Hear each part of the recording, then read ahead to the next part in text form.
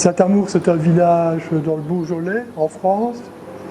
Et alors, il y a eu un jumelage entre Durbuy et Saint-Amour en 1969.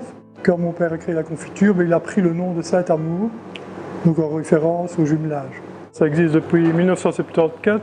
C'est mon père qui a commencé. Il a développé petit à petit les gelées de fleurs, les fruits sauvages et les confitures. Puis alors on a repris avec mon frère en 87-88. On a plus misé un peu plus sur les confitures plus classiques parce que c'est quand même ça qui se vend le plus. Les fraises, les myrtilles, les framboises, les cerises, les abricots, les oranges. Alors des fraises, j'en ai une partie que j'achète chez les producteurs et une partie de surgelés. Il y a toute une série de fruits qui viennent de l'étranger, comme des myrtilles ou des érelles, tous les agrumes, etc. Pour ce qui est sauvage, le pissenlit, l'aubépine, l'églantier, le sureau, etc. C'est des fruits de la région qui sont cueillis. On a aussi par ici quand même pas mal de groseilles rouges, des mûres, un peu de rhubarbe. On a mis des panneaux solaires parce qu'on a quand même une chambre froide, une grosse chambre de congélation, l'éclairage du magasin, les ventilateurs. Ce qui est intéressant ici, c'est qu'on consomme l'électricité au fur et à mesure qu'on la produit.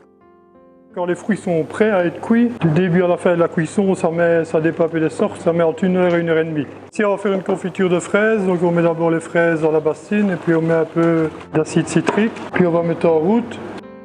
Quand ce sera à ébullition, on va mettre la pectine, ça c'est pour gélifier, pour faire durcir, et alors on mettra le sucre après.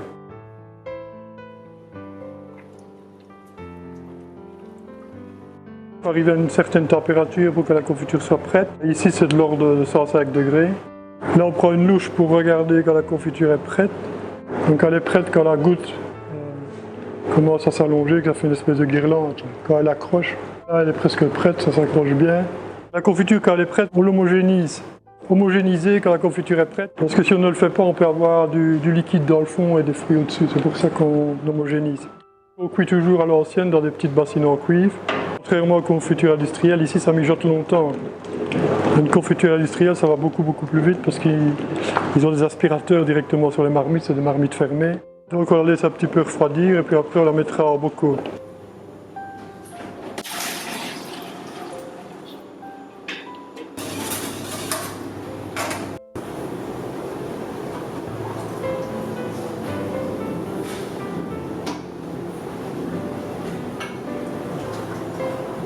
Donc, je suis en train de fermer les bocaux, puis après on va les plonger dans l'eau bouillante pour les pasteuriser.